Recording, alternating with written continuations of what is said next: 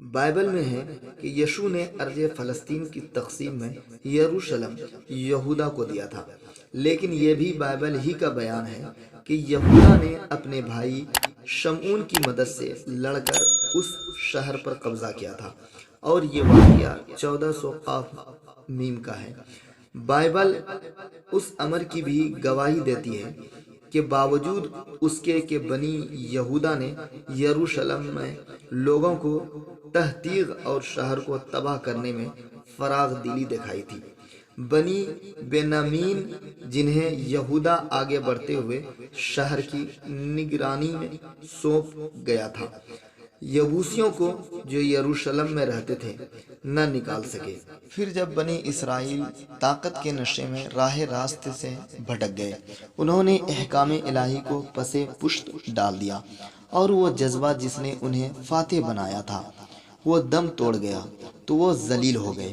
البتہ کبھی کبھار ان میں سے کسی کے غیرت ایمانی بھڑک اٹھتی، وہ ان کے جذبے کو ہوا دیتا اور یہ وقتی طور پر ابھر آتی، لیکن اس کی موت کے ساتھ پھر ذلت و رسوائی کی قعر میں ڈوب جاتے تھے، یہاں تک کہ یبوسیوں نے انہیں وہاں سے نکال دیا، اور پھر یروشلم ان کے لیے اجنبی کا شہر بن گیا۔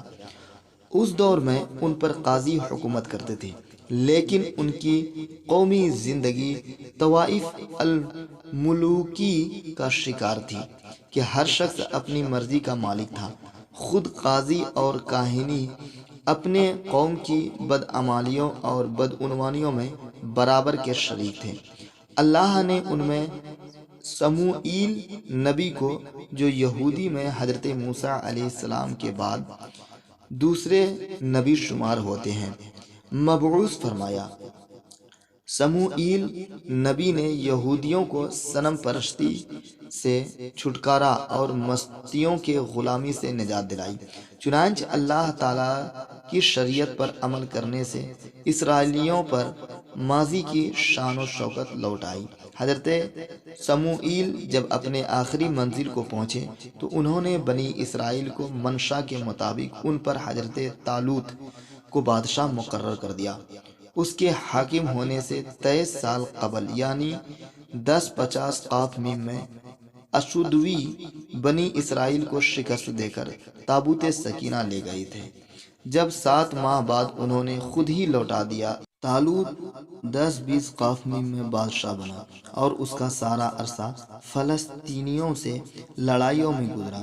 ان جنگوں میں ایک نوجوان نے تلوار کے جوہر خوب دکھائے، اور مشرکین کا سالار اعلیٰ جالوت بھی اسی جوان رعنا کے وار سے ہلاک ہوا۔ یہ نوجوان حضرت داؤد علیہ السلام تھے۔ سموئیل نبی کے آمد تک یہود باقاعدہ قوم کی حیثیت اختیار نہیں کر سکتے تھے، بلکہ ان کے قبائل کی انفرادیت برقرار تھی، اور وہ ایک دوسرے پر بالاتر حاصل کرنے کی فکر میں رہتے تھے۔ اس صورتحال نے انہیں شدید نقصان پہنچایا تھا۔ حضرت سموئیل آئے تو ان کی قبائلی انفرادیت کو ختم کر کے اسے ایک متحد قوم کی صورت دے دی۔ سموئیل ایک روحانی حاکم تھے، وہ بیک وقت شہنشاہ اور رہنما تھے، اور انہیں قاضی القضاء، استاد اور پیغمبر کے فرائض انجام دینے پڑے۔